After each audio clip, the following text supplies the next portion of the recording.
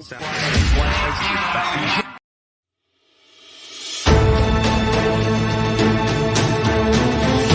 following is a presentation of Main Street Media, your source for news, sports, and information on Main Street in Middle Tennessee.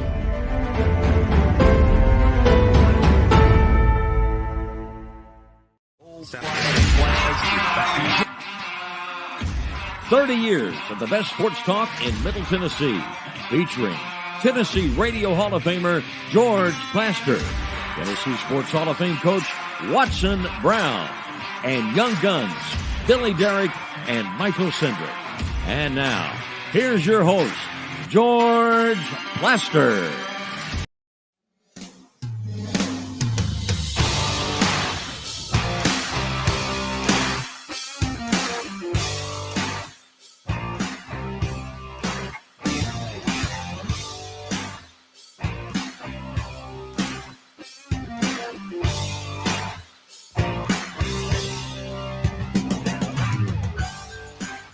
Hello again, everybody. Welcome in. It's kind of a gray, overcast Monday, but boy, have we got some great stuff to yap about. Watson Brown will join us here in a couple of minutes. Let me say hello to Billy Derrick. Billy, how are you?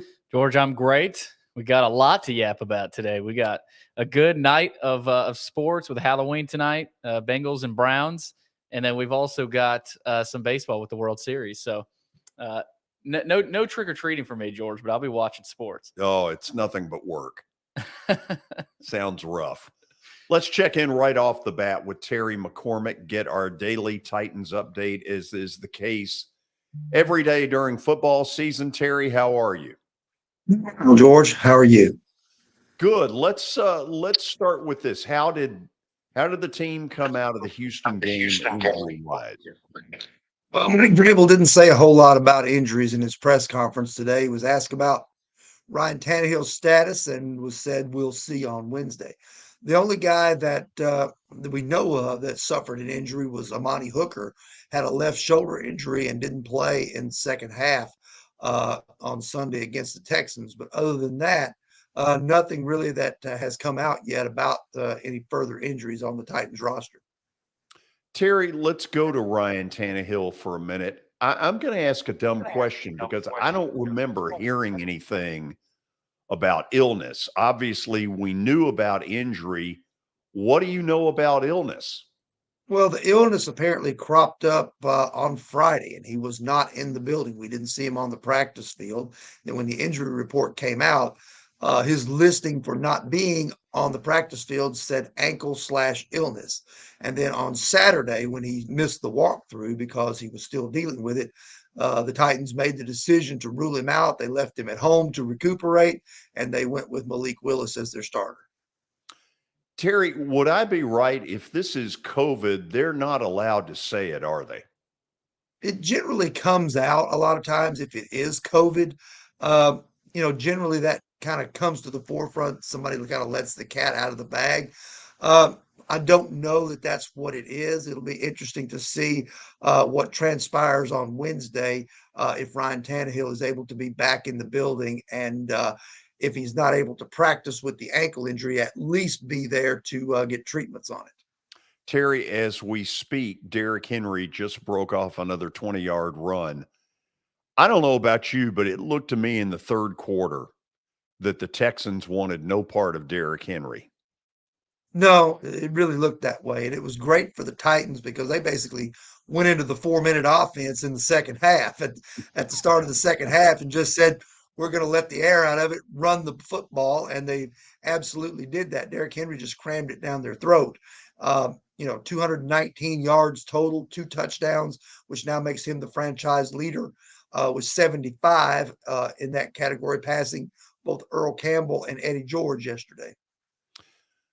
Okay, anything else you want to lay on us? Well, I found it very interesting. I think Malik Willis was green as we expected he would be in terms of running the offense. I think the best thing that happened to the Titans yesterday was the fact that the defense played lights out bailed them out of the situation with the turnovers by holding the Texans to one field goal there. And then when the running game got going with Henry and also Dontrell Hilliard, it basically allowed them to take the game out of Willis's hands and basically just let him be a facilitator for the running game, which if you're the Titans, that's a best case scenario when you're starting a rookie quarterback who is probably not ready for that assignment. Terry, Watson, obviously, we'll talk about this later in the show. Malik Willis isn't anywhere close. No, he's got a long way to go, George. But they knew that when they drafted him. They knew that he wasn't going to be a guy who could just walk right in and, run this offense. But the truth of the matter is this. They couldn't afford roster-wise to carry 3 quarterbacks on the active roster. They can't afford to expose Malik Willis to the waiver wire to try to get him on the practice squad because they know somebody would claim him. Probably multiple teams would put in a claim, so they would lose him. So Logan Woodside could be, you can sneak him through, and they did. And so that's kind of the situation that they're left with, going with Malik Willis as the number 2 quarterback, even though clearly he's not ready to be an NFL starter yet. Terry, did you get any hint at all whether they think Tannehill will be available Sunday? I did not. Mike Vrabel certainly playing his cards close to the vest today. As he should. If it's just the ankle and there's nothing involved illness-wise to extend this out, I would think that the signs might show that he would have a chance to play on Sunday night. That's just a guess on my part. That's certainly not any speculation, beyond just me thinking that Tannehill was able to walk around the practice facility on Wednesday and Thursday when we saw him. He was not in any kind of walking boot. So that leads me to believe that he's on the mend. And so it's just a matter of whether or not he's going to be able to operate the offense with that injury this week. Terry, appreciate it as always. Thanks, George. Terry McCormick and his daily Titans update. Yes, it is, George. That was the daily Titans update, powered by the Justin Tucker team with Platinum Realty Partners. They are proven to be trusted with your most personal asset. The Justin Tucker team, Middle Tennessee's most trusted team in realty. Give them a call at 615-906-8458. And also Sumner Funeral and Cremation. They are sharing their family with yours in your time of need. Now with 2 convenient locations in Gallatin and Hendersonville, and also online at sumnerfuneral.com. Sumner Funeral and Cremation, traditional, affordable, and dignified. Okay, George, as we still wait for Watson here to roll in, let's get to the first order of business here in the update. Brian Harsin has been fired. This came just before Auburn was expected to name a new athletic director in John Cohen, the former Mississippi State AD. And it also came less than 48 hours after Auburn lost to Arkansas at home by double digits. George, his tenure ends with a 9-12 record, and he's owed $15.5 million in buyout money. So I don't think that's what scares Auburn, though. No, it doesn't seem to. Here are a couple of thoughts. I have no doubt that 2 things played out that led to it today. Number one, he gave them the easy excuse on Saturday. They were awful against Arkansas. There's no reason for Auburn football to be that far below Arkansas, but they were on Saturday. Number 2, as they hired John Cohen from Mississippi State, the likelihood is he said to them, I'm not going to come in and do the dirty work. This is y'all's problem. You fix it. And you fix it before I come here. That's my gut feeling. I think you're right. George. So Cohen, we'll have to see who he goes with. We talked about Mullen, maybe Kiffin. We'll, of course, talk a lot about that coming up later in the show. But Billy, here would be the question, okay? The top 4, I mean, it's easy to make these up, okay? I'm making them up. Here goes. Top on the list is Lane Kiffin. What is the lure? The possibility of going head-to-head with Nick Saban and being the one to be able to say, I pushed him out the door. He couldn't deal with me. Is that enough for Lane Kiffin? I don't know. but I think it'll at least get him on the phone to talk about it. Number 2 would be Hugh Freeze, and you say, well, now, wait a minute. Didn't he sign a deal on Friday that's an 8-year commitment with Liberty? Yes, he did. The likelihood is that eliminates that. Do I think it's 100% certain with Hugh Freeze? No. Nothing would shock me with Hugh Freeze. Third on the list would be Matt Rule. Matt Rule was a great college coach at both Temple and Baylor, and he's certainly been rumored for this job. Does he fit Auburn? I don't know, but he wins. And so that might automatically make him a fit. And the fourth would be Neon Deion. Deion Sanders is a recruiting machine. And if you look at Auburn's level of talent right now, man, they need a recruiting machine. Yeah, they could use a little help. Oh, my God, they're not very good. So the question is, would you take those 4 and in your mind say one of those 4 is going to get this job, or would you go the field? I would go those 4. I think Kiffin, Freeze, and Rule, those are kind of the triangle pyramid of choices and options for Auburn there. So, man, that'll be fun to watch. This is one of the more intriguing coaching carousel moves, I think, in a long time in college football, and a very important one. And we'll talk about it with Watson probably around 5:20 this afternoon. Yeah. Item number 2. Item number 2, George, Jim Harbaugh is expecting criminal charges for the Michigan State players involved in roughing up a couple of members of Michigan's team after the game in the tunnel. He said, can't imagine that this will not result in criminal charges. So really ugly stuff, though. I know you saw the video before we got on here, George. If you've seen the video, it's disgraceful.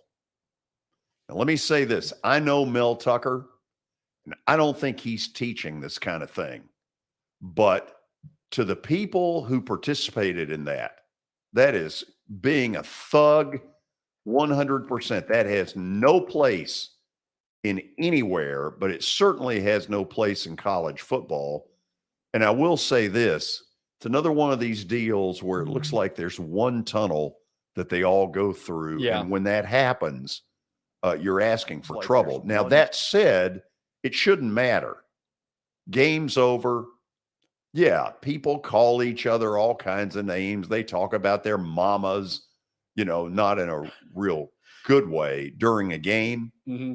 I mean, we all know there's a certain level of trash talk. But what went on Saturday is embarrassing. It is completely outrageous, and that's the act of thugs, period. Yeah, I'm with you, George, and I think the Michigan player kind of lit the fuse there. I don't know if you saw the part. This is another Twitter video. He was kind of dancing in the middle of the Michigan State huddle. But, yeah, nothing excuses the behavior that we saw in that video. This is a bad look. But I think this should be enough for Michigan to make a move and add another tunnel. I mean, it needs to be. It's past due. Figure it out. Yeah.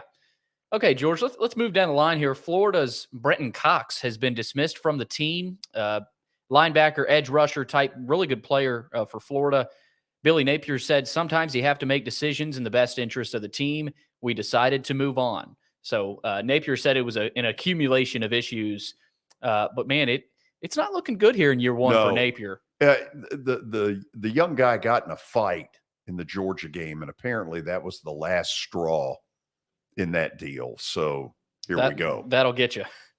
That'll get you there in the SEC. George, keep rolling here. Another former SEC linebacker, Roquan Smith, has been traded from Chicago to Baltimore in exchange for 2023 second and fifth round picks, according to a source close to the deal. That's a big time pickup for Baltimore there. Well, let me say this. If any team needs defensive help, man, it is Baltimore. They are bad on defense, and they need to get it figured out because they've still got a shot in that division. Of course, a lot of teams can say that. There's some bad football being played right now in the NFL. Some will call it parity. The truth It's bad football. It was on display in Houston yesterday. Oh, my God. Front and center stage. Last piece here, George. Game 3 of the World Series is tonight. Series is tied at 1, 7 o'clock tonight on Fox. The Phils are going with Syndergaard. The Stros are going to go with Lance McCullers.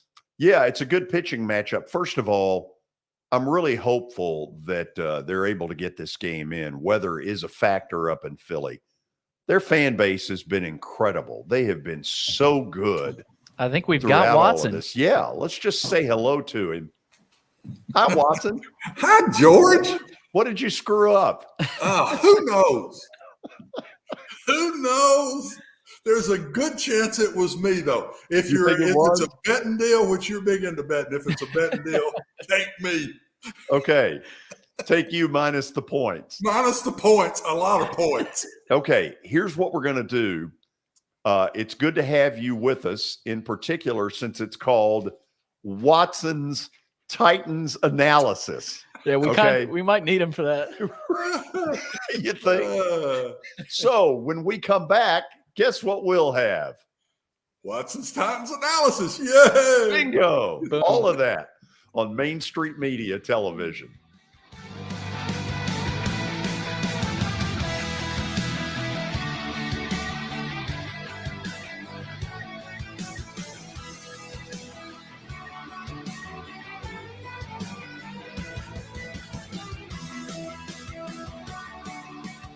Buying or selling a home can be a very personal experience. Why not go with the team that receives nearly all of their business from referrals? Clearly a trusted name in real estate. The Justin Tucker team with Platinum Realty Partners has sold more than 500 homes in the last 7 years. Voted best in Sumner County multiple times. Proven to be trusted with your most personal assets. Call the Justin Tucker team with Platinum Realty Partners at 615-906-8458. The Justin Tucker team with Platinum Realty Partners, Middle Tennessee's most trusted team in realty.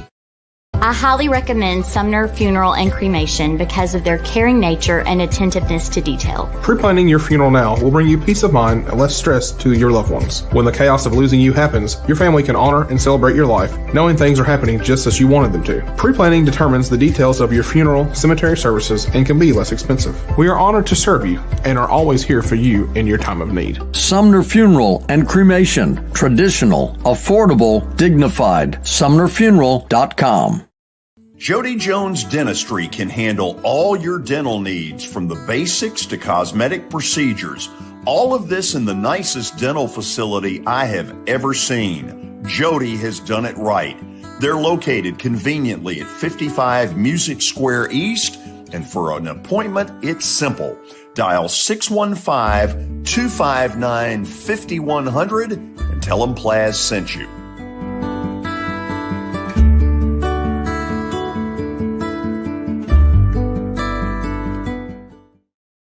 When you're thinking about golf, consider Riverside Golf Links. Under new ownership, the course has improved dramatically. It's now 27 holes, complemented by a 9-hole executive course.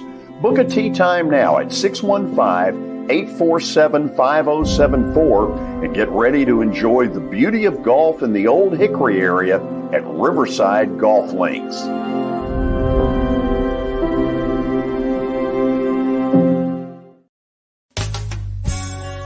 I'm Bart Durham.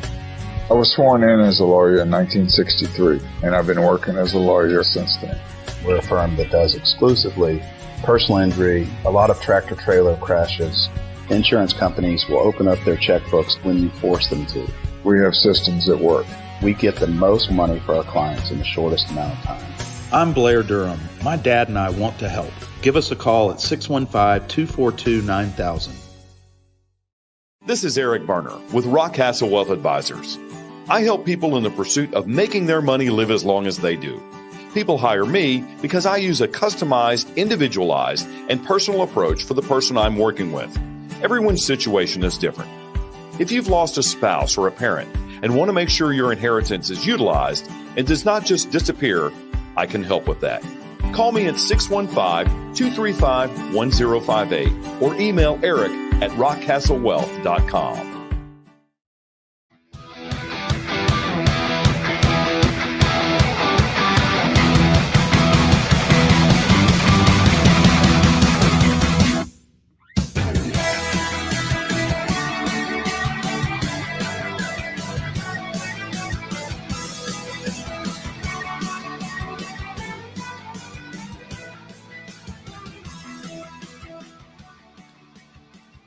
it's the moment all of you have awaited. Watson Brown's Titans analysis, brought to you by the folks at Pennington Distilling Company.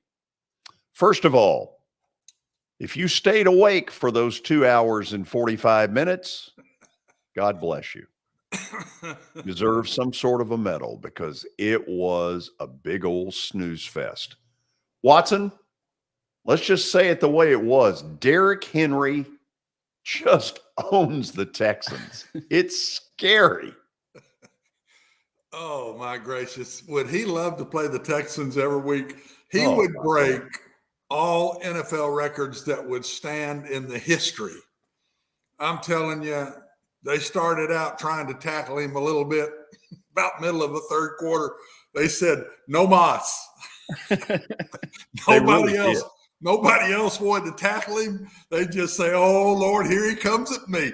I mean, George, I've never seen it like this with him. He's 5-6 yards down the field before he even sees an off-colored jersey. It's unbelievable. There's no telling how many yards he could have really gained if it had been a game that was close. Because, I mean, you could tell this one was over about middle of the third quarter. Let's take a look at the touchdown run. I guess the last one when there's nobody in the picture but him. Well, that's the first one. This is the first one. Yeah. And with the hair flopping, he looks like a runaway freight train. Now, that one at least had some level of opposition. Watson, the second one, I'm not sure there's a Texan in the picture of the second one. Yeah. He put a good stiff arm on that guy. I mean, again, the one thing I will say, guys, we did see the burst again yesterday. Yes. I did. We've been waiting to see that. He hadn't gotten loose like that in any of the games, not as early as he did in this one. So I think, that was the good thing that I saw. It's about all I got out of that game, but the burst is back. He's got it still there. Okay, here's some numbers. First of all, the 32 carries, Watson, that's too many. Yeah. But I think they decided that hell would freeze over before they were going to let anybody take that win away from them. That's the one thing that worries me is that number of carries. Yeah, it's 2 weeks in a row. This one I understand because when you get in trouble, go to Derrick. We didn't have our quarterback. Willis wasn't playing very good. The Texans couldn't move the ball. I mean, they had 69 yards in the fourth quarter of the game, for God's sakes. I don't know if I've ever heard of that before. But they knew, and so just give it to Derrick and end the game. Keep making first downs. But I'm not sure they couldn't have put any back in there and gained these yards yesterday. Derrick made some nice runs, but I'm not sure any of their three backs could have been in there. I mean, the second back carried it what? How many carries did he have? 12? Yeah. And he had 70 yards himself. Right. So, I mean, geez, it didn't matter yesterday.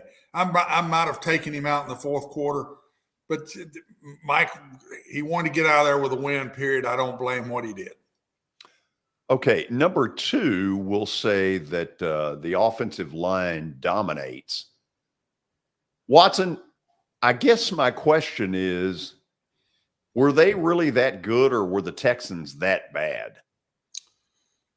Both. I think we're playing better. We got Davis back. I think he makes a big difference in there. He gets good movement. Brewer don't get the movement that he does. When they run to Davis's side, there's good movement there. But they're George, they're bad. I mean, I don't want to sugarcoat it. That's right. That's maybe the worst team I've seen physically in the NFL in a long while. I understand they had a couple of guys out up front on their defensive line, but still, their offensive line, we're fixing to get into that. Their defensive line was just getting knocked all over the place. I mean, just awful. And so part of it, yes, let's don't sugarcoat it. The Texans are really bad. We've had a nice run here. We played the Colts. They're bad. The Texans, the Commanders, they're bad. Yes. Raiders. And they've won 3 in a row, which tells you a little something about the state of the NFL. We know what kind of team they have. And they beat the Colts yesterday in Indianapolis. So go figure. And then the Raiders yesterday don't score a point. Lose to a backup quarterback and the Saints 24-0. So we've had a nice run here. We're fixing to run into the Chiefs. It'll pick back up again. Yeah, but kindergarten we had a is nice about month over. of scheduling. Yeah. Kindergarten's about over. You're about to graduate. Yeah, they are. Yeah. Here's your diploma for getting out of 4th grade now. Move on. Okay. Defensive line dominates. Now, Watson, I tend to believe in that because I think they're pretty good up front. They absolutely just let Houston know who daddy was. Oh, I wouldn't have played quarterback yesterday, and I would have done exactly what Mills did. I'd have hit my back step, my 5th step, 3rd step, whatever it was they're throwing off of, and that ball would have left my hands. There's no way I would have stayed around and let him hit me. And he did a lot of that, just threw balls on the ground. I mean, just said, I can't get it off. Embarrassing. The Texans were embarrassing. Part of that is our defensive front is very good. Simmons is just unbelievable. Tart got hurt yesterday. Hope he's okay. Dupree played pretty well. I mean, we just dominated them. Sure.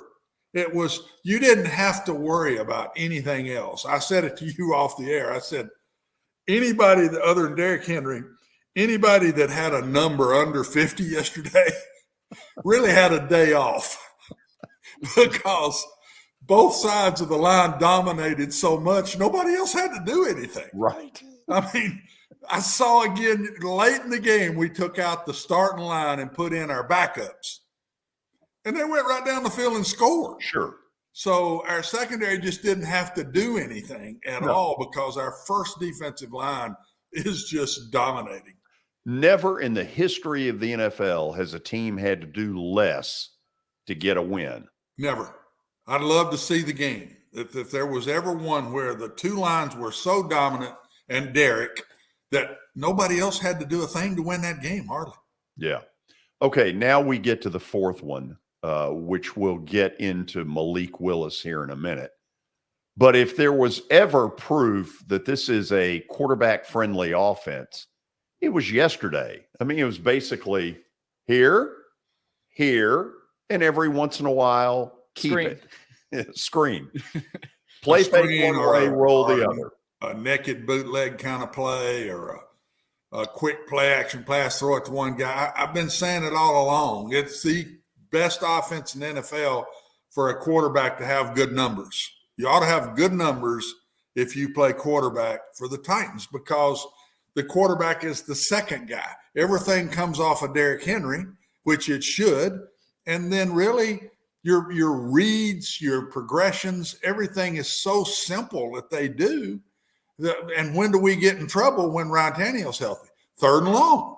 That's when we struggle. But if we're within the chains, there is not an offense in the NFL that as friendly for a quarterback as this one is.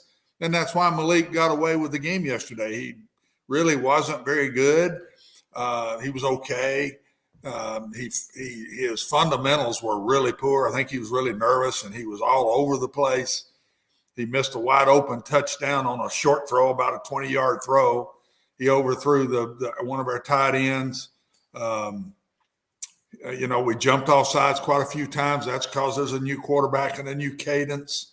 That I can understand. But we got away without having to let Malik really have to make very many plays, George, and give Mike and them credit. I mean, they did it. I don't believe they could have played anybody else in the NFL yesterday but the Texans and got away with that.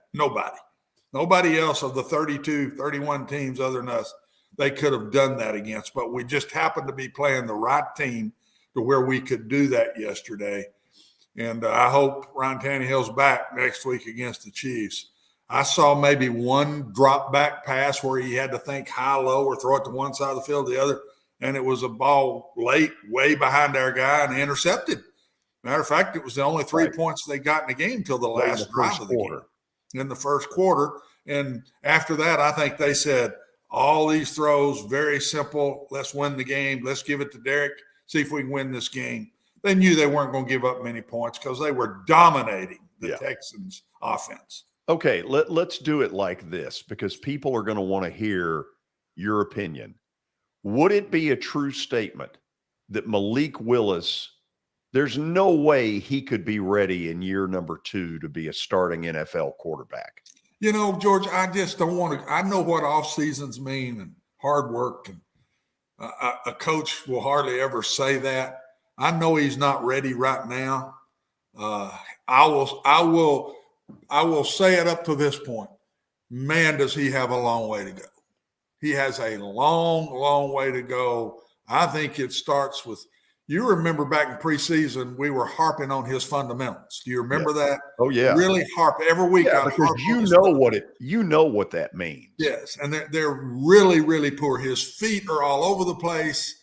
He's never balanced when he throws, and he's got a really bad, when he gets real nervous, he's got a real low sidearm release. And his hands under the ball, you will never have control of a football if your hands side or under the ball. Your hand has to be on top of the ball like this to control it. Malik's is right here, George. And they've got to get that changed to where it's here, and his footwork and everything. He's got a long, long way to go. I hope part of that is just nervousness, but I also saw it in the preseason. And I thought he was worse yesterday than even he was in the preseason. A lot of pressure on a kid. I think he's got ability. I think he can be the guy, but I do think he's got a lot of hours and training to go through to get there. How much of that is the offense that he ran in college? Because there'll be people who say, well, now, wait a minute. This kid at Western Kentucky is ready to step in like that and, frankly, has looked better than Mac Jones. So is that a system deal? No, I think it's just he's gotten away with poor fundamentals for a long while. He used his legs so much in college. Right. And through, but he used his legs, and they were able to really simplify throws. And to be very honest, George, you're open more in college. What they call open in the NFL. Oh, Lord, your windows are huge. That's called, in college, they tell you don't throw it there. That's the difference. Where what they call an open window in the NFL, I would tell college quarterbacks, that's not enough open, don't throw it in there. And so that tells you the difference. And the long arms and the length of the secondary, long arms of defensive linemen, length of the secondary and linebackers. The windows are just tighter. And so you've got to be much more accurate, I think, in the NFL than you do college, quite a bit more accurate. The more I watch, now that I'm getting to watch NFL, George, when I was a coach, I never got to watch the NFL. Sunday was always a real busy day. The more I'm watching the NFL now, I think it's harder to go from the college to the NFL than it is high school to college in today's world. A lot of these high schools are running college offenses in high school, so these quarterbacks are getting it. These NFL offenses, it's not what they're doing. It's not the offense. It's what they're going against. The talent levels are so good. They're covering these guys so much better. You cannot be that much off, and it's an interception in the NFL. Okay, people are going to want your opinion to this question. Is there any piece of this in your mind saying he may not ever get there? No. If anybody said that, I'd say that's not fair. Don't go there. Okay. Let's see what he does with it. I see ability. I see a strong arm. I see a strong body. He can hang in there with these NFL guys. He could not get injured, and unbelievable feet. He's got quick feet, fast, quick feet, George, and he's also run strong. He is a much better runner probably than Murray, because Murray is a guy that doesn't run strong. He's a juker. This kid can flat run over you. And so I think ability's there. If I'm the coaching staff, I can't wait to really get my hands on him and get him better and better and better. And he'll be better the next time he goes out over this one because he won't be as nervous as he was in this one. But he's got a long way to go. But there's no way. There's no way I throw him out. If it's Kansas City this Sunday. Oh, no, that's a different story. If he's got to make plays to win that game, a lot of them, that'll be hard. It'd be hard to do because when he starts having to throw at all those throws, all those third down throws, you got to start throwing in that. I just think that would make it hard for him. Let's hope and pray it doesn't come to that. I think right now Woodside's the better player. I do. Yeah. And they might, if they lost Tannehill for the year, I'm not sure they wouldn't reverse this and go with Woodside and let Malik be the backup. But in a 1 week deal or something, they feel like Malik is their future. So do I. I do. But you got to win right now, man. And the NFL is win right now. We've got patience and time, though, because there's no way we're not going to win this division. Oh, good Lord. They'd almost have to forfeit. Coach, 2 of the 3 teams have 1 win. I mean, this division is awful. The division's a joke. And the Colts got 3 wins, and they're not any good. We've seen them twice. They're not any good. So if we'll ride this thing out, we'll win the division. And then whatever happens in the playoffs happens. It's a brand new season at that point. We learned that last year, guys. We were 1 and done last year in the playoffs, and we're the number 1 seed. So the playoffs are a different world. Yeah, all of a sudden, this Chiefs game is huge because if the Titans win that one, they've got the tiebreaker in the AFC and the upper hand now. Yeah, but I think more importantly, it's a measuring stick. Right. I mean, they have played nobody in this 5-game winning streak. No. Now you're going to find out where do they really stack. Yeah, and the schedule will get tougher. We still got the Texans another time, and we still got the Jaguars twice. So we got 3 left still. But the rest of them, these teams will be a little better. But I think it's the Broncos after this one, and they're not very good on offense either, George. So we won't have to score a lot of points to beat the Broncos. I think it's at home, and that's the next one there. So they're sitting really good. And they are. Mike ought to be able to relax and get his team better and shoot for the playoffs. I just wish there was somebody they could get in here at receiver where we've got a guy, just a go-to guy. We all saw what A.J. Brown guys did yesterday. Oh, God. My gracious, did he eat the Steelers alive? Single-handedly ate them alive yesterday. Oh, I just don't even want to think about it. Just to still have him on this football team right now would be a complete different chemistry of a football team to me. I knew Watson's analysis would be great. Those of you watching this live, you've gotten a real treat, a real insight. Others of you who see it afterwards, make sure to watch this because it's really good stuff. Mike Vrabel's press conference is coming up next on Main Street Media Television.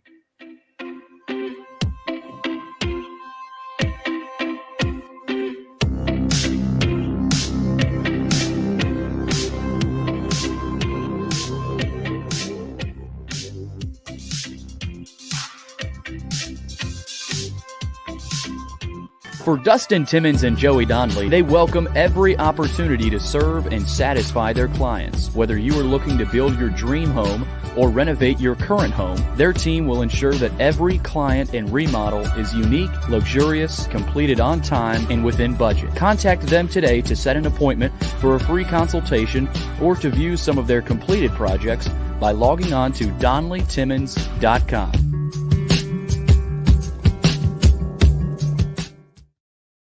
At WellSkin Dermatology and Aesthetics, we pride ourselves in providing access, innovation, and a patient experience second to none. Access to care and treatment when you need it. Innovation with medical-led cosmetics and various on-site technologies for full-service treatments with a customer experience that is calming, casual, and effective. Independently owned, providing medical, surgical, pediatric, and cosmetic dermatology and more. Visit WellSkinMD.com to schedule your appointment today. WellSkin Dermatology and Aesthetics. Access to healthier skin. It's your last chance to get a spring tune-up for summer. Complete Service Heat and Air can clean your coils, check out your motor, and make sure you have cold air on that first hot day of summer. Complete Service Heat and Air is located in White Bluff, Tennessee. We do service and repair on heating and air the right way. 24/7 service. Call us at 615-797-3997. That's 615-797-3997. Serving Cheatham, Davidson, Dixon, Hickman, Humphreys, Montgomery, and Williamson counties. Have you heard about the high levels of radon in Middle Tennessee? Radon gas is the second leading cause of lung cancer, second only to smoking, and has no color, no taste, and no smell. The only way to know if you have radon is to test for it.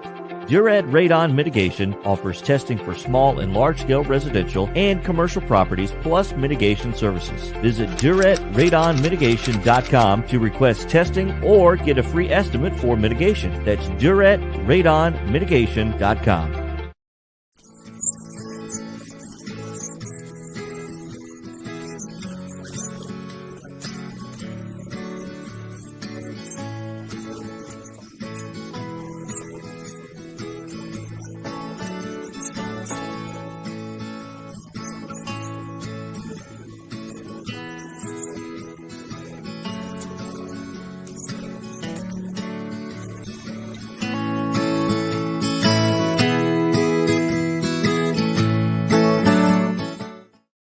Since 1865, the First Baptist Church of Gallatin on Winchester Street has served its community by catering to the least, the last, and the lost, providing a church of welcome used by God to save the lost, transform the saved, and impact its community. As a proud multi-ethnic congregation, Pastor Derek Jackson personally welcomes you to join them in fellowship Sunday mornings at 8 in person or at 10:45 in person or online at firstbaptistgallatin.org. First Baptist Gallatin on Winchester Street, serving with open arms as a true church of welcome.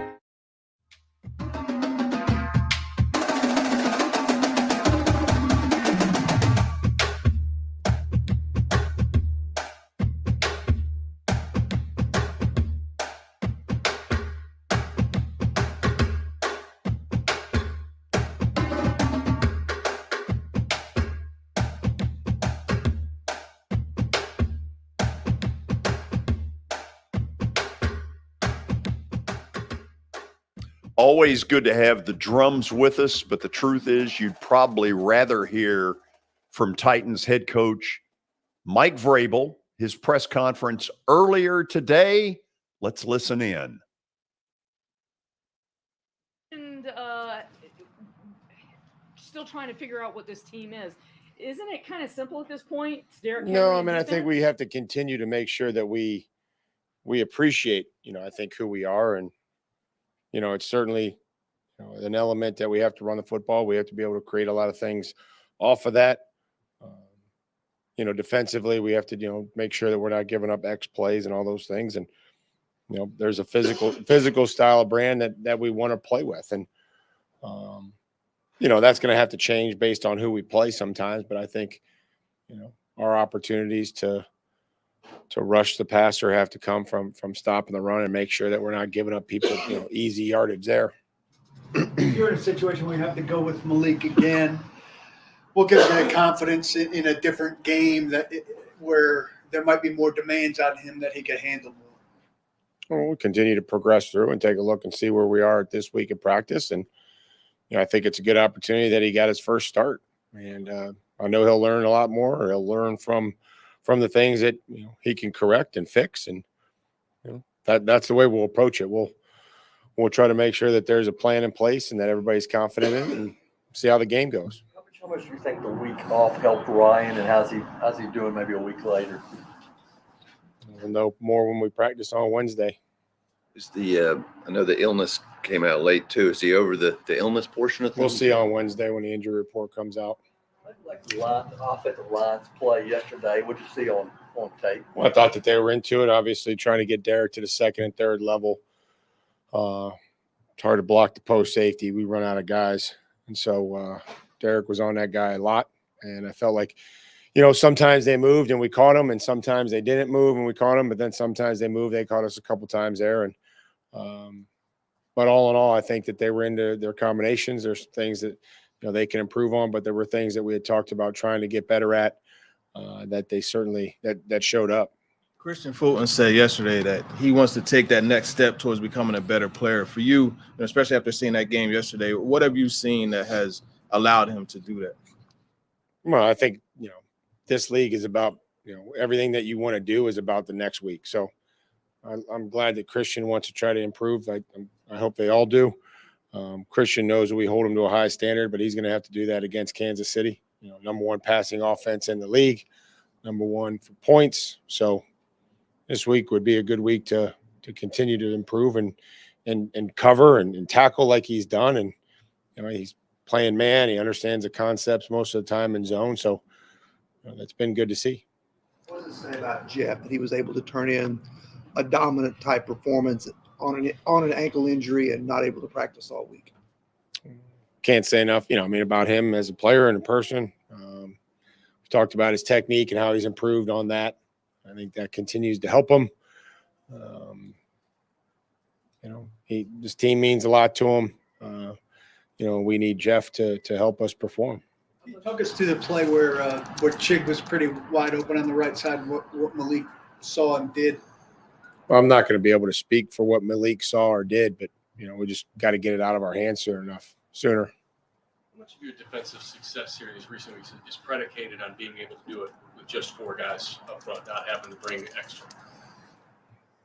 I think that's, part of it. Yesterday it was about stopping a run and forcing them into longer yardage situations and then affecting the quarterback. And, sometimes it was the coverage, sometimes it was the rush. Bud sack was great coverage, 3rd and long in the red zone, and quarterback had to hold the ball. There were other times where the rush helped the coverage. And I think that's a great way to be able to play defense, is not to rely solely on one area, but try to let everything work together and, have everybody do their jobs. Simmons and Tart make kind of a good pair. Do the skill sets complement one another in any way? Well, Tier continues to improve and be disruptive in there, and I think they communicate well. Even on the first play of the game, you saw Tier out there hustling, on the screen they try to throw to the tight end. And so he continues to improve. He affected the quarterback a few times there late in the game. I don't know if they necessarily complement each other. I think that, they both work in there a lot. The more I've said this, the more the Tier can play for us, I think the better that we are. But he's got to play up to the standard and the effort and which we expect. So he's working on that and trying to do that, because if he's not running to the football, then we're not going to have him out there. Does his improvement, I guess, gradual improvement, kind of lessen the attention a little bit on Simmons? I think Jeff's still going to get plenty of attention, whoever's over there. Mike, you alluded yesterday after the game about how you. Watson, it sure appeared to me that he didn't want to answer anything when it came to Ryan Tannehill's illness. Mm-mm. No, he's staying away from that 100%, which tells me he's still hurt. Maybe he's even still ill. I don't know, but yeah, I caught that immediately with you, George. He didn't want to touch that, and he's already talking about Kansas City. He knows what he played yesterday, and he knows he got out of there because we've lost some games like that. We've been playing some poor teams here lately, George, but sure. We've also lost to some of those poor teams in the past, and Mike got us through it, and it's 5 straight wins. And but it's a different ball game now, and you heard it out of his mouth right out the gate. He said, "We're now playing the Chiefs." It's a little different world than what we've just played.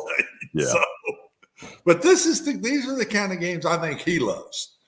He loves this underdog feeling, and I don't know. I just think we'll play them better than people think we will. I think we'll play them better if Ryan plays. Well, this is a measuring stick. Houston doesn't tell you a damn thing. No. It tells you they could line up and push around the Texans, and by the middle of the third quarter, I've never seen a pro football team retreat the way Houston did. They wanted no part of yesterday. Borderline, I don't ever like saying somebody quit. I will say they waved the white flag, buddy. I said it earlier in the show. I think I heard Billy snigger, and it was no mas. I've had enough. I'm done. Get me out of here. Get that tank back to Nashville. I don't want to see that locomotive another play with a 22 on the front of that train. The other one that did it yesterday, the Raiders. There is a screen pass to Alvin Kamara that ends up being a 40-yard touchdown. There is not a Raider in sight. What is going on there? I think this is a bigger issue we should get into one segment, whether it's this week or next, with Watson. Just saying, what has happened in the NFL? I mean, this season, it feels like, and Tom Brady said it. I mean, there's so many mediocre teams to where you look at it and it's not even as good of a product to watch. I'm sitting there watching that game yesterday, Billy, and I'm saying to myself, they've got millions of dollars in these players, millions and millions of dollars, and look at them. Look at that. I mean, I don't think there was an NFL player on the field. It didn't look like it. I mean, how do you get that bad? You're talking about for the Texans. I'm talking about watching the Texans play, thinking about all the money they've got on that field out there. They pay those guys. And then watch them play. I mean, they didn't like they cared. They're getting killed. I mean, they're getting knocked all over the place. The backup guard they put in the game, I think you said it to me. You said it to me best. I mean, he's an XFL player. That's about what he was. You made that comment. I said, that's a good analysis because that's about what that kid was they put out there. I don't know. It's disappointing to me to see so many very average to poor football teams. Scoring is down. I think I know the answer to that. Defensive linemen in the league. Everybody seems to have them. The Texans don't. But everybody seems to have defensive linemen. I think that's the difference in the scoring. The pass rushers I'm seeing are becoming more and more dominant in the NFL week to week. Everybody seems to have them. And I think that's why scoring's down. Stat of the day is coming, followed by a lot of good college football talk. Stick around. It's Reaction Monday on Main Street Media Television.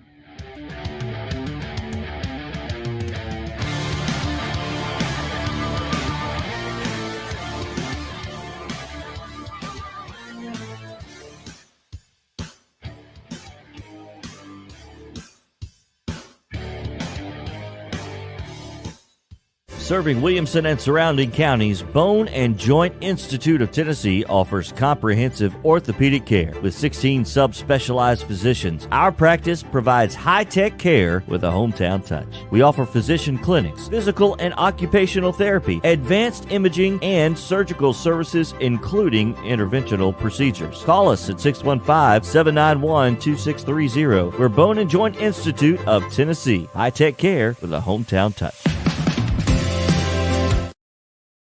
Hey, this is George Plaster, and I'm excited to announce that the second annual Plaster and Friends Celebrity Bowling Night is going to happen Monday, November the 28th at the Hermitage Strike and Spare.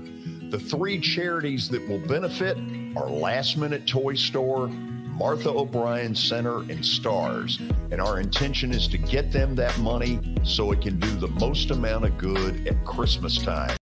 Hit After Hit has become the baseball store in Tennessee. They have over 1,000 different models of gloves and over 1,500 wood bats. They also have several Iron Mike pitching machines as well as a Hit Trax machine. If they don't have it, you probably don't need it.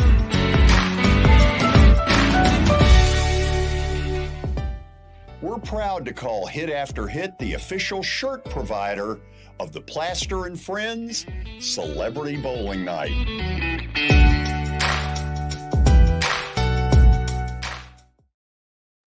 At Sumner Funeral and Cremation, our mission is to serve families as our own, celebrate the life of their loved one, and help begin the healing process.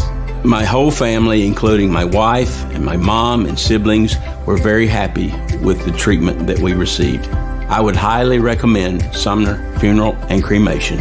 We offer funeral, burial, cremations, and pre-planning services. Sumner Funeral and Cremation. Traditional, affordable, dignified. SumnerFuneral.com. Hey everyone, I'm John English. This is Keith Wallace, and we would like to welcome you to John English Antique Sports and Cards in Shelbyville, Tennessee. We specialize in graded and ungraded sports and non-sports cards, vintage wax boxes, and unopened cases. We have a large selection of PSA graded cards. We also specialize in old sports collectibles, baseball, football, basketball, golf, and tennis. You can find it all at John English Antique Sports and Cards. We are happy to be associated with Nashville's greatest sports antique, George Plaster.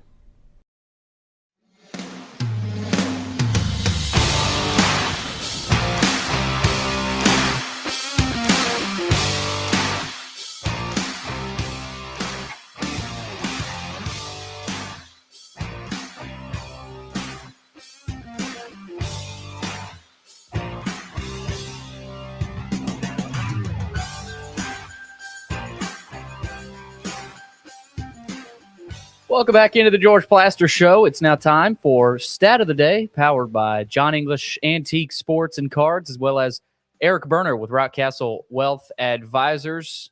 Before we get to the Stat of the Day, don't forget to reach out to John English Vintage Sports and Cards over in Shelbyville. They've got memorabilia, trading cards, antique and historical sports equipment, games, advertising, and many other sport-related items. Of course, they're open Tuesdays through Fridays from noon to 5 o'clock and Saturdays from 10 a.m. to 5. You can find them online at johnenglishgradedcards.com. Also, don't forget about Eric Berner with Rockcastle Wealth Advisors. Give Eric a call at 615-490-7052 or visit rockcastlewealth.com for more information. All right, let's get to the stat of the day for today. And I think this is going for 3 in a row, if I'm not mistaken. So here's what we got for today. Which NFL quarterback has the longest active streak of consecutive games with a passing touchdown? That's 37 straight games with a passing touchdown. Oh, wow. Uh-oh. Okay, Watson. This one could be tough. Oh, yeah. Yeah. Let me just, you and I talking. Billy, you stay out of this. Okay. Is it possible, Watson, that it is Kirk Cousins in Minnesota? I know he's been in some stats before that shocked us. Good stats, by the way. Yeah, it could be. God, you got to put Mahomes. You'd have to put Mahomes up there. Yeah. You'd have to. You want to just go there? Because it seems like it's too obvious that it's Mahomes. I know. So something tells me it might not be. Matthew Stafford? Boy, he's had a tough year. In the Lions years, they were always so far behind that he would get a lot of cheap touchdowns. Yeah. Because of that. This one's hard. Okay. Let's go with Mahomes and then take it on the chin. Probably. Let's see. Yeah. You had it. How Good about job. that? Good job, George. Man. I probably talked you out of it. Wow. Well, we said he's been in on some interesting, good stats before. And good job. Should have stuck with it. Wow. That's funny. Okay. We are officially in the 5 o'clock hour. Yes, we are. We are into the 5 o'clock hour. It is powered by Middle Tennessee Bone and Joint. They offer state-of-the-art orthopedic service with a family atmosphere, whether it's a sports injury, a sprained ankle, or a major joint replacement. They've got the staff, training, and equipment needed to take care of any patient in any circumstance. Their mission is to provide high-quality, specialized care in a compassionate manner. You can find them on the web at mtbj.net for more information. At this time, every Monday for the next month or so, we've been doing it since late August. We give you Watson Brown's top 4 for the college football playoff, and we may add a few things to it. Man, we need a drum roll. This is big stuff here. I don't like that. That was a Do bad you have a drum roll? There it is. I'll load one in and I'll get that ready for next Well, week. I mean, why did you bring it up? I just thought I think we need a drum roll for it. It's exciting stuff. Well, it will need a drum roll as we get a little bit further down into the year because it's going to matter. Mm-hmm. Well, it matters tonight. It's the first time it really matters. Well, So not really. There's still a lot of big games left, Billy, before it really matters. So, do you believe the committee will do this the way you did it? I have no clue. But I'll say yes. I'll say this is the way it'll come out right here. Okay. Well, I got to ask you, Watson, why don't you have Tennessee higher? I don't. I think there's 3 and then Michigan. So you're going more off the eye test, not necessarily. Well, I'm just going off of what so far, and I know Tennessee and Georgia. I say it this way, Billy. I told George that when I gave it to him. This isn't going to be right by the end of the weekend. The winner of the Tennessee-Georgia game will go to number 1. Right. And the other one will fall all the way to 3. And does TCU play this weekend? Whoa, hold on a second. The loser may fall out after this weekend. Okay. The loser of the Georgia-Tennessee game will probably fall out, and the winner goes to number 1. They will pass Ohio State. Okay. Let's take this a little bit further. Were you that impressed with Penn State's effort or disappointed that Ohio State, it took them as long as it did to finally apply the knockout punch? If this was for real, I would put Georgia ahead of them, but it's not. I just left Ohio State there. They're still winning. Georgia looked the best I've seen them Saturday against Florida. They looked really good Saturday in that game, other than a little bit of a third quarter where they just played around a little bit and threw an interception, but they looked solid. And I knew that it was going to change this weekend. Ohio State will not be one next week, in my view. And I don't think that we'll be in the committees. I think the winner of this Tennessee, when you're playing 2 and 3, it's not like 1 beating 16. 2 and 3 playing each other this weekend. The winner of that game goes to number 1. The loser of that game, guys, probably falls out if Clemson wins at Notre Dame. Clemson wins at Notre Dame. The loser of the Georgia-Tennessee game falls out of the top 4. You believe Tennessee is going to Athens and win, don't you? I did 2-3 weeks ago. I thought if they got to this point, they could go in and win. I felt a lot better about Georgia Saturday from watching them. Georgia, I didn't think George could stay with Tennessee scoring. I do now. I do think Georgia's those tight ends they play with. The quarterback's playing really, really good. He is really a lot more accurate than he was a year ago, a lot more confident than he is a year ago. I'm not sure I will say that now. I'm not sure I'll go that I'm picking Tennessee at this point just because of what I thought I saw in Georgia last week. And it's in Athens. And that is another place when it gets going. That is a good atmosphere now. And I'm going to tell you right now, is game day going there? I think they are. Yeah. Yeah. Georgia's been watching all this patting Tennessee on the back with their fans. The Georgia fans Saturday will want to outdo the Tennessee fans. It will be wild in that stadium. So I'm not sure now, George, even though I said it a couple of weeks ago, I'm more back into 50-50 and maybe slight Georgia favorite right now. Okay, let's see who his 5 through 8 are. I didn't number them, but those are the next teams. Yeah, they're in order, George. 5 on the left is 5, 6, 7 on the right. The way as I'm looking at it, Oregon would be 8, Southern Cal 9, UCLA 10. I think those 3 toss them up. Any one of those could be 8, 9, or 10 on the right. Okay, let me ask this. So Alabama's route to getting back there obviously has to include a win in the SEC title game. Absolutely does. Either Georgia or Tennessee. Right. Okay. And win out to get there. A Tennessee loss at Georgia, but a win over, well, I don't guess it could happen, could it? I was going to say, but a win in the SEC title game. Tennessee wouldn't be there if they lose to likely Georgia. Wouldn't be there. There is a scenario for Tennessee to make it with a loss.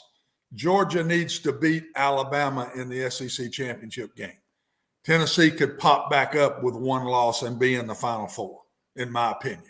If Alabama beats Georgia, Tennessee has no shot, I don't think, because Georgia beat Tennessee, and that would be just one loss for Georgia. I don't think Tennessee could jump them, guys.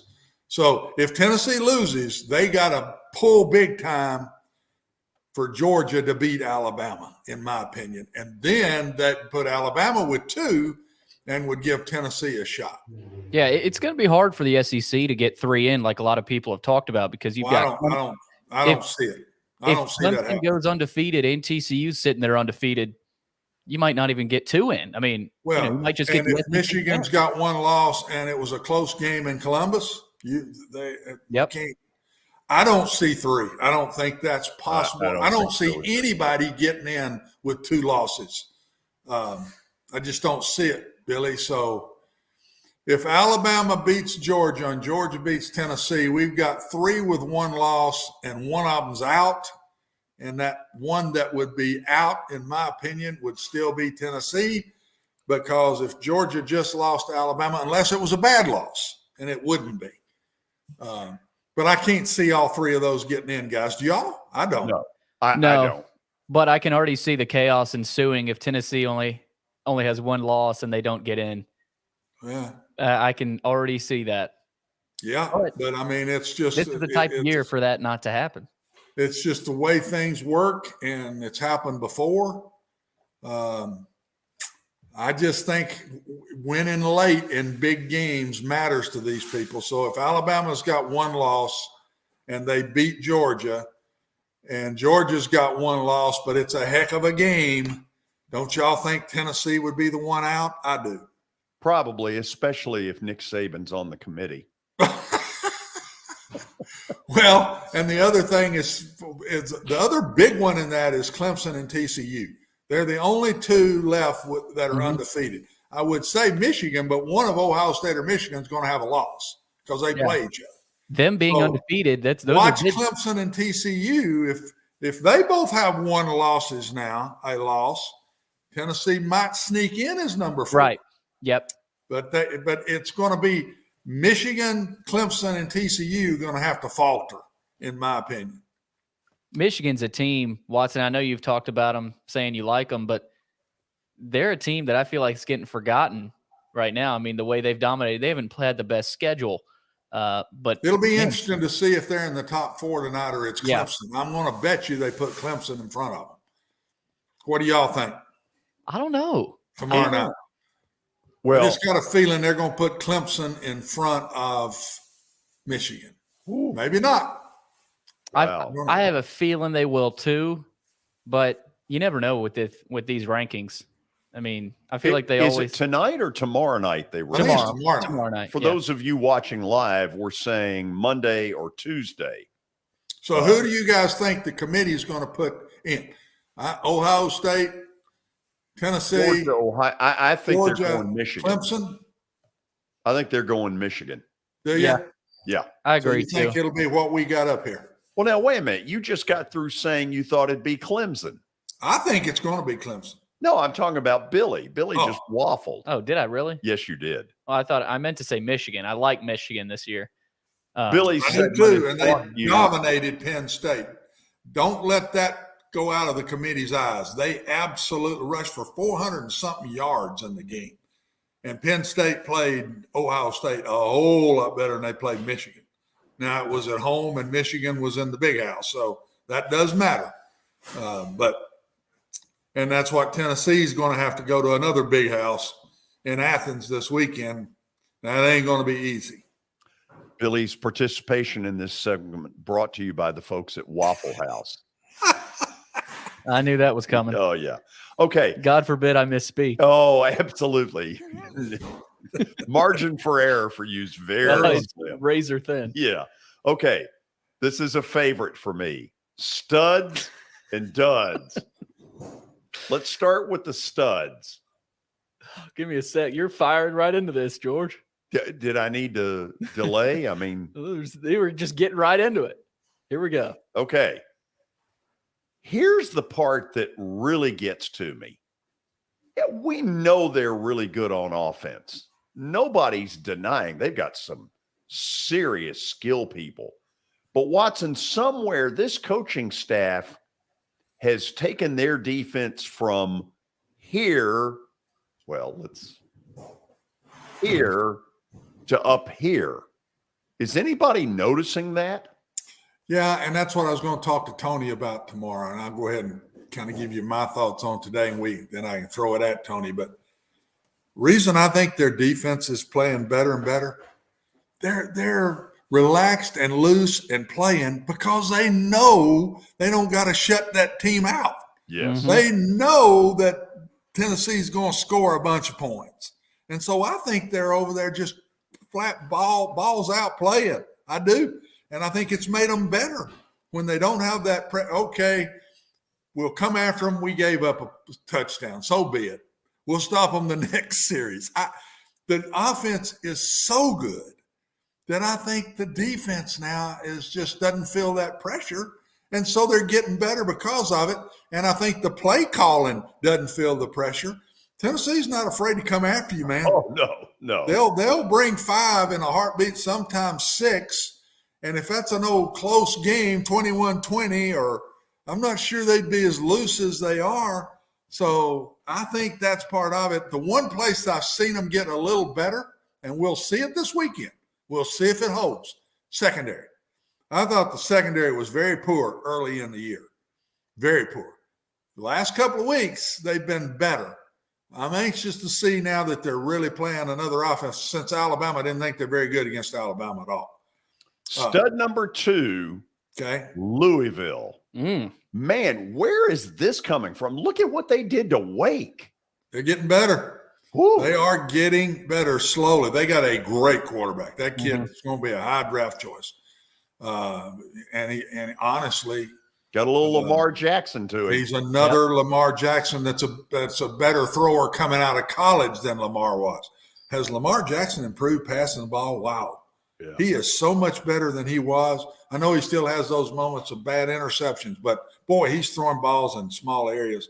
Louisville's pretty good right now. I wouldn't want to mess with them. I thought they would catch Wake Forest at a perfect time, and they did. But don't take away from Louisville. I think they're pretty good. They were a weekly dud to start the season, and now well, they were. George had every right to make them a dud. You can be both. Number 3. How about those Baylor Bears? Are they only 5-3? Yeah. Really? They were in the top. They had a spell there where they. Matter of fact, had they lost 3 in a row coming into that game? I think you're right. They had lost 3 in a row, George, and went and dominated Texas Tech. They showed them who daddy is. Yeah, they did. Number 4. Uh-oh. Your brother. Huh? Don't let Matt get You know hot. what? They're 7-1. Coach, they're 7-1, and they ain't. This is the best team they played. And I was proud of them because they were down the whole game. They went into the fourth quarter down 24-21 and dominated the fourth quarter and scored 21 unanswered points and won 42-24. That game's a lot closer than 42-24. Pitt had them on the ropes in the first half, but they hang in there, and they got a great quarterback. Kid threw 5 TDs. He's a player. I think he's itching up into the Heisman talk. I'm telling you. And he ought to be. And he's a freshman, a redshirt freshman. But his whole family went to North Carolina. His brothers, you remember the Mays that played basketball. Luke May. Those are his brothers. And so, and they got to go to Virginia this week. If they lose that one, he'll kill himself. Virginia's bad. And then they go to Wake next week. I think they're already in the championship game against Clemson. I think they're already in. So schedule's falling perfect for him. He won some early games, George, by the nick of Georgia State being one. Who was the other one? App State won. Yep. And now they're getting better on defense. So all of a sudden, I think they're ranked 17th in one of the polls. They'd be a 2.5-point pick over Houston. That's the Texans, not the Cougars. Oh, no, I think it'd be higher than that. I should have said it. I think they'd be higher than that. Now to the duds. South Carolina, come on. You've got the momentum. You've just had this big home win, and you have no clue how to put it aside. They got ripped by Missouri. No, they got no offense. They really didn't have any offense against against Kentucky much. They didn't have any offense when they beat – who did they beat the week before? A&M. A&M. They didn't have much offense. And they beat a Kentucky team without Will Levis. And here coming now, Vandy's had a week off, just like they did before Ole Miss. Look out. This is – if they're going to win one, George, this is the week right here. The Commodores – they better, I'm telling you right now, South Carolina better buckle up their chin strap because I think they're going to catch Vandy at their absolute best this week. Fresh, played a good game last week, got a little confidence even though they lost, but and played Missouri down to the wire, and then Missouri goes into South Carolina and beats them. I'm telling you, this is the week. If the Commodores are going to get one, here it is. Watson, I know George is going, but are you going to that game? Yes, I'm going because of the 82 teams being honored, and I'm going back with that. Yeah. Dud number 2. Oh, are you serious? How about this? 48-0. I couldn't believe this. Go figure, man. When I saw this one, I said, huh? Is the score reversed? I mean, if you got that score wrong? My gracious, did Oklahoma State and South Carolina drink the same stuff before the game? I mean, I don't know. That Oklahoma State offense we've seen go up and down the field on everybody. Yeah. They get a goose egg? 0. I mean, did the quarterback get hurt? 0. I don't know anything about the game. Yeah, Sanders didn't play, but Martinez didn't play either for K-State. Oh, really? Yeah. No, he did Sanders not. didn't play. Will Howard. Mm-hmm. Well, I no believe wonder is then. his name, started for K-State. I see it a little better then. Dud number 3. The Toppers. Oh, yeah. Some people were happy about that. I thought you'd put the Texans right there. We can't get the Texans out of our mind. I thought the Houston Texans would show up in that spot right there.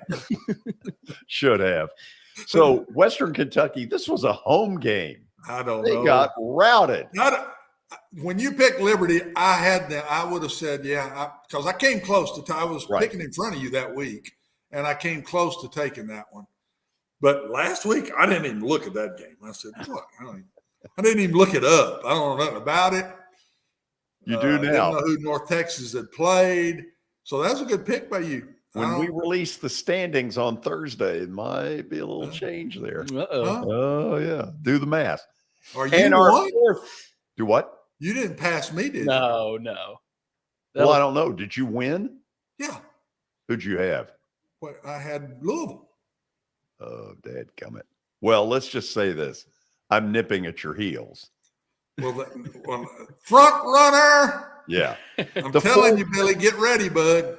The 4th dud, Rutgers. 31-0. How many more times you go make Minneapolis and score? God. How many more times you go make Rutgers a dud in a season? I don't know, but I mean, 31-0. Let's make him, Billy, at least have to change teams every once in a while. Yeah, our pick is the Texans. We'll go to the break, and when we come back, we'll talk a little bit about the Auburn coaching search. Watson will get in on that. We'll talk a little bit about Hugh Freeze's contract, and does that eliminate him from the Auburn job? Stick around. This is Main Street Media Television.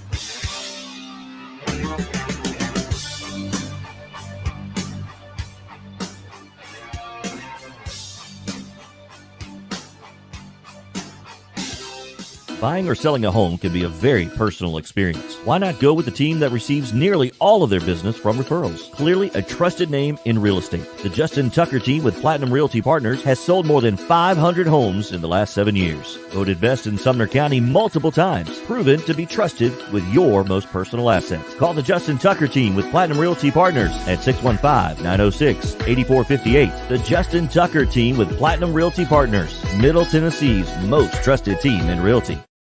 I highly recommend Sumner Funeral and Cremation because of their caring nature and attentiveness to detail. Pre-planning your funeral now will bring you peace of mind and less stress to your loved ones. When the chaos of losing you happens, your family can honor and celebrate your life, knowing things are happening just as you wanted them to. Pre-planning determines the details of your funeral, cemetery services, and can be less expensive. We are honored to serve you and are always here for you in your time of need. Sumner Funeral and Cremation. Traditional, affordable, dignified. SumnerFuneral.com. Jody Jones Dentistry can handle all your dental needs, from the basics to cosmetic procedures. All of this in the nicest dental facility I have ever seen. Jody has done it right. They're located conveniently at 55 Music Square East, and for an appointment, it's simple. Dial 615-259-5100 and tell them Plaz sent you.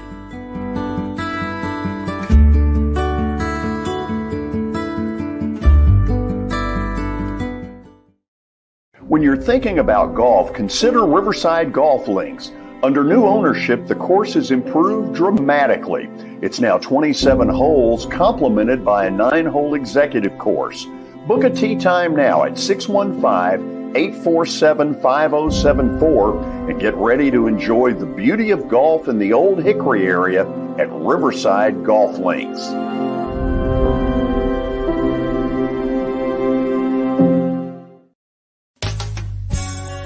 I'm Bart Durham. I was sworn in as a lawyer in 1963, and I've been working as a lawyer since then. We're a firm that does exclusively personal injury, a lot of tractor-trailer crashes. Insurance companies will open up their checkbooks when you force them to. We have systems that work. We get the most money for our clients in the shortest amount of time. I'm Blair Durham. My dad and I want to help. Give us a call at 615-242-9000. This is Eric Berner with Rockcastle Wealth Advisors. I help people in the pursuit of making their money live as long as they do. People hire me because I use a customized, individualized, and personal approach for the person I'm working with. Everyone's situation is different. If you've lost a spouse or a parent and want to make sure your inheritance is utilized and does not just disappear, I can help with that. Call me at 615-235-1058 or email Eric at rockcastlewealth.com.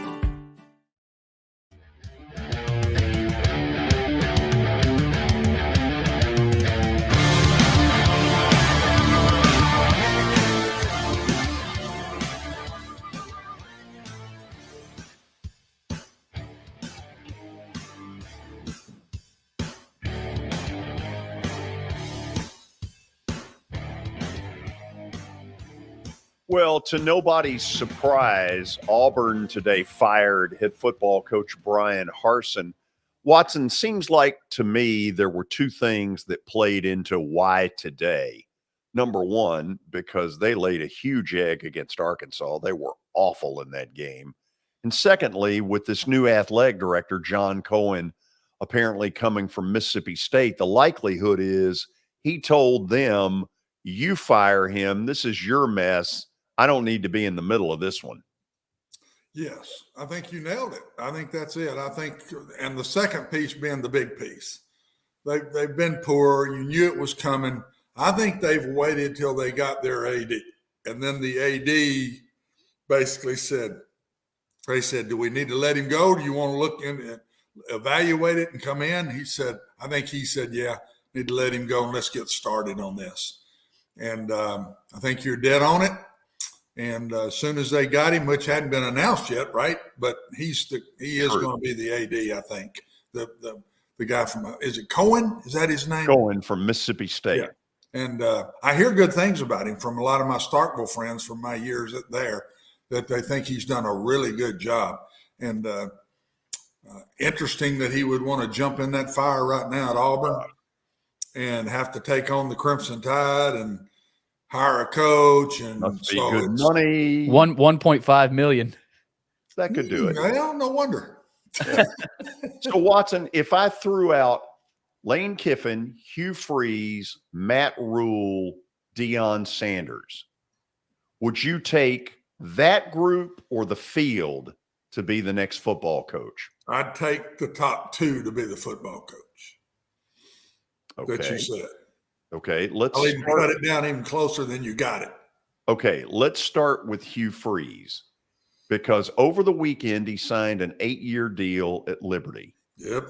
Now, it would look incredibly scumbag for him to say, Nice well, word. Is that in the dictionary?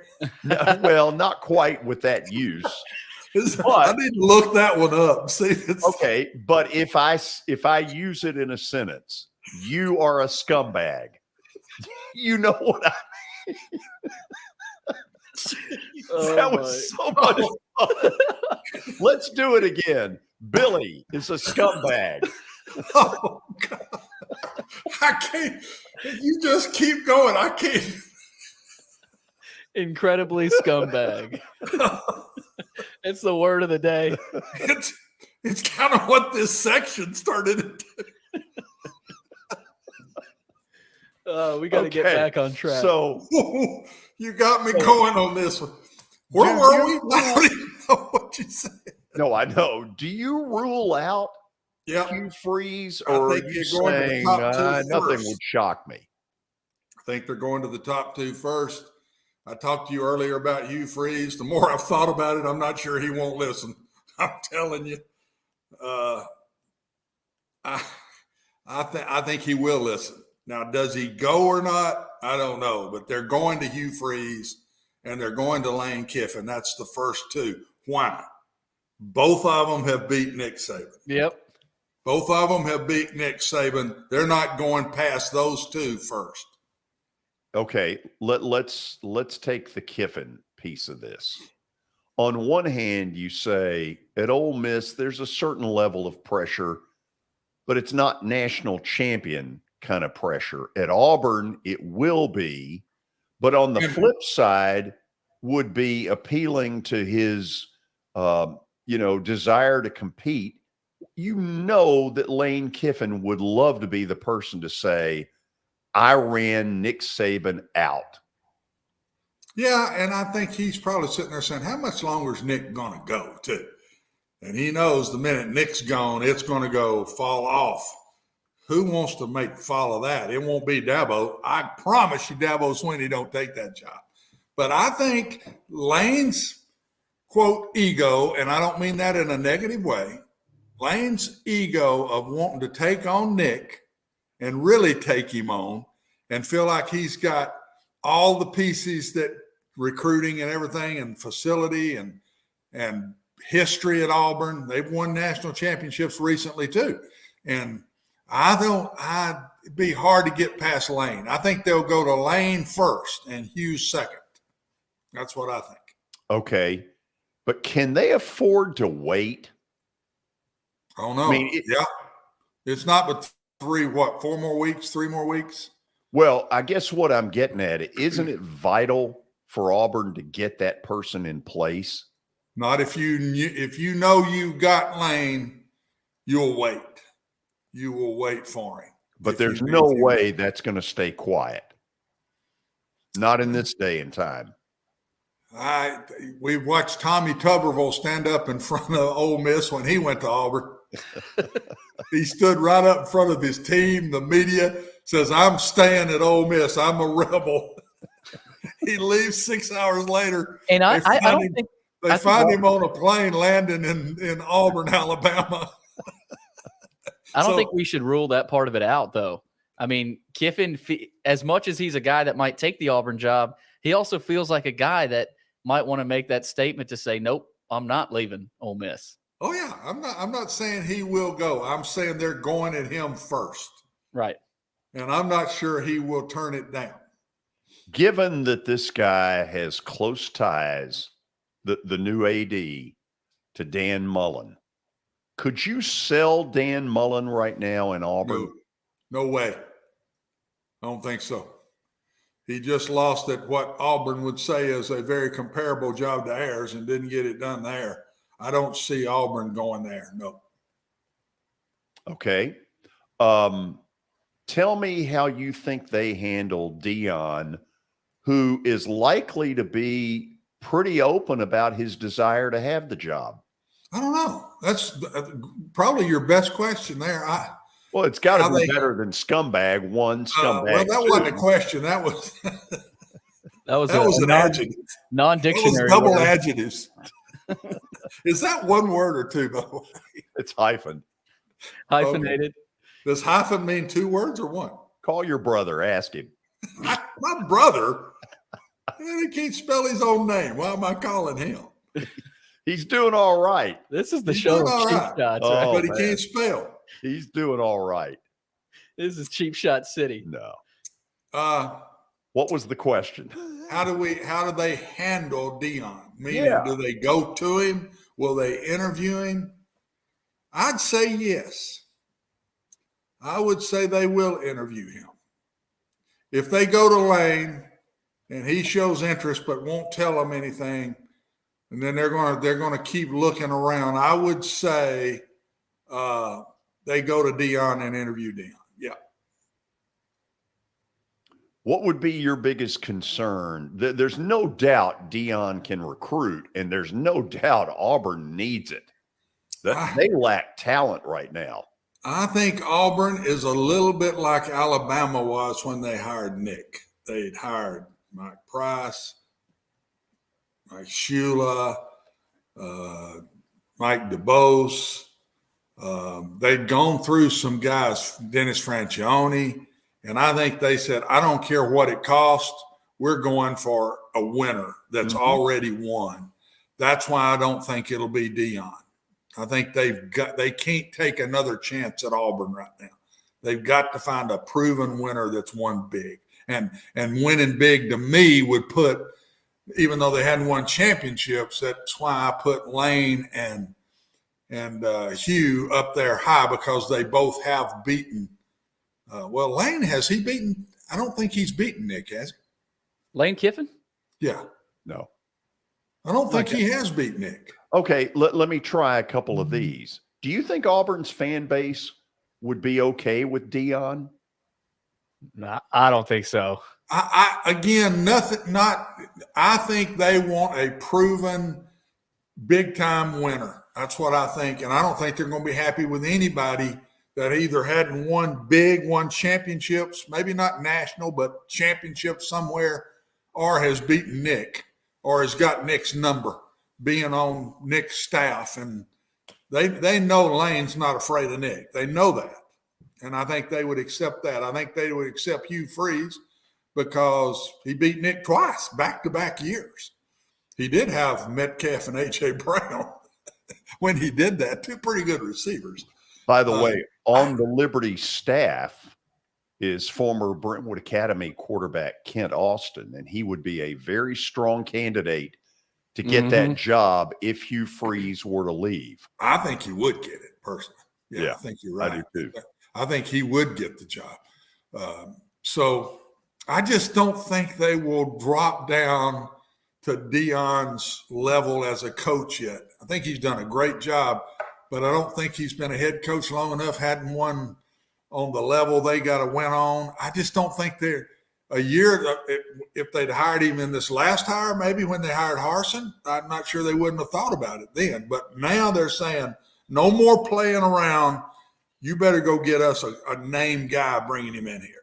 What about Matt Rule? Matt would be one that would be considered. He won the Big 12.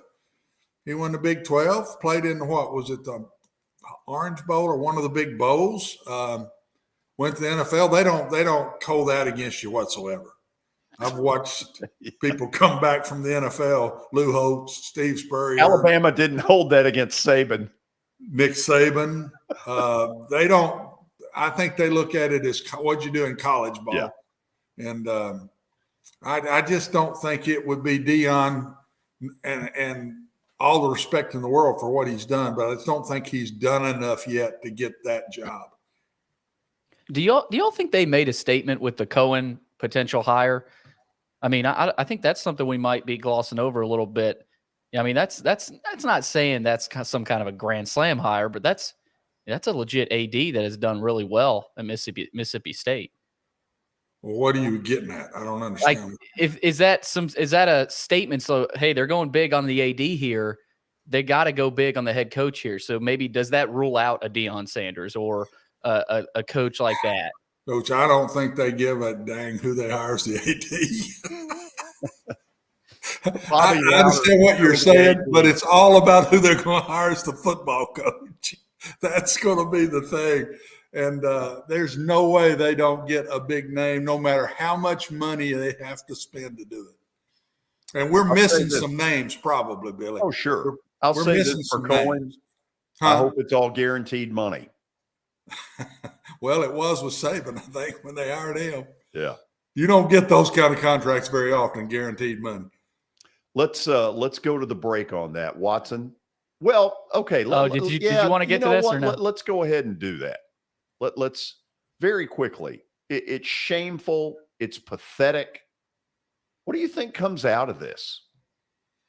Well, I think the coach at Michigan State's jumped on it pretty quick.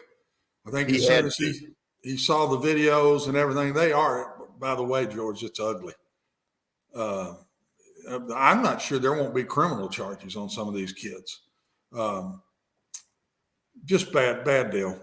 It's a bad deal. Now everybody's trying to throw the Nick Saban deal with the kid that swung at, I guess, a girl on the field and it don't make Nick look real good, I guess. Supposedly there's been another video of that come out that they hadn't seen, but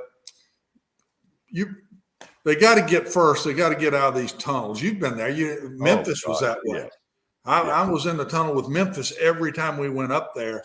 I told you that the Cotton Bowl, the old Cotton Bowl, was that way with Oklahoma and Texas. Same tunnel.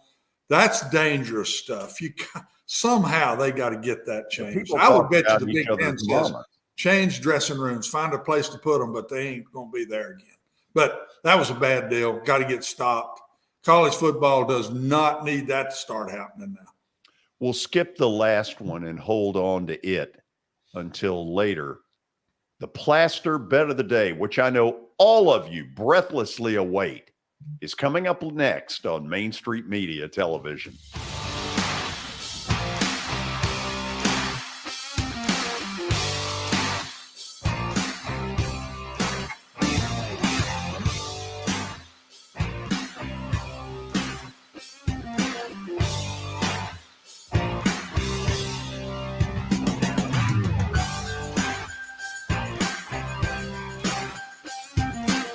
Serving Williamson and surrounding counties, Bone and Joint Institute of Tennessee offers comprehensive orthopedic care with 16 subspecialized physicians. Our practice provides high-tech care with a hometown touch. We offer physician clinics, physical and occupational therapy, advanced imaging, and surgical services, including interventional procedures. Call us at 615-791-2630. We're Bone and Joint Institute of Tennessee. High-tech care with a hometown touch.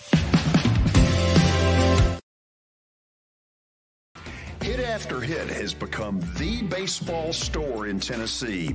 They have over 1,000 different models of gloves and over 1,500 wood bats. They also have several Iron Mike pitching machines as well as a Hit Tracks machine. If they don't have it, you probably don't need it.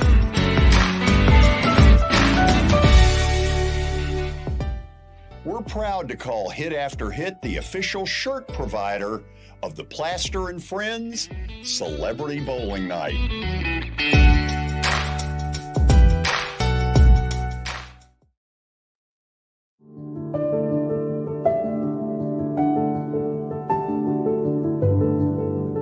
Welcome to the Omni Nashville Hotel. Urban elegance with a vintage touch. Our 800-room hotel opened up in the fall of 2013 with 746 guest rooms and 54 suites.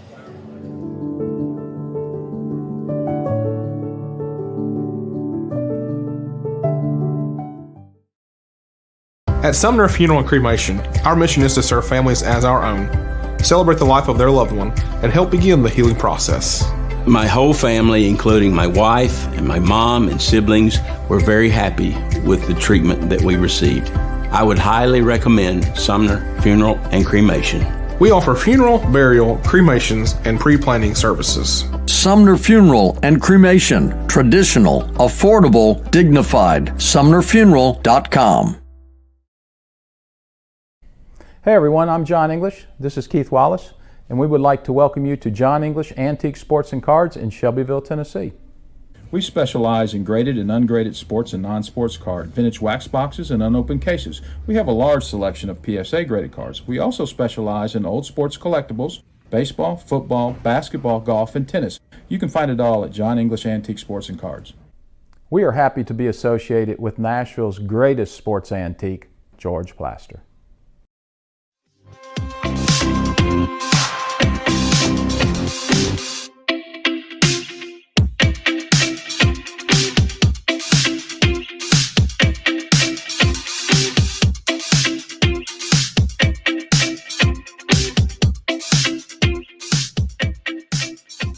Don't look now. George has inched a little bit closer to 500 on his bets of the day. We'll see if he can get a little bit more closer tonight. It's powered a little bit closer. George is already mocking me. His mic's off, though. George, it is powered by Bart Durham Injury Law. Since 1975, they have aggressively protected the rights of a broad range of victims of car accidents and personal injury in both Tennessee and Kentucky. Nice timing there for this weekend. If you, too, have seen your life interrupted by an injury on a highway, in a hospital, at your workplace, or on unsafe property, you should let their attorneys do the work fighting for the full financial compensation that you need. Learn more about Bart Durham Injury Law by logging on to bartdurham.com. Okay, let's take a look at this past weekend that was for George. 61 and 63 now. Oh, yeah.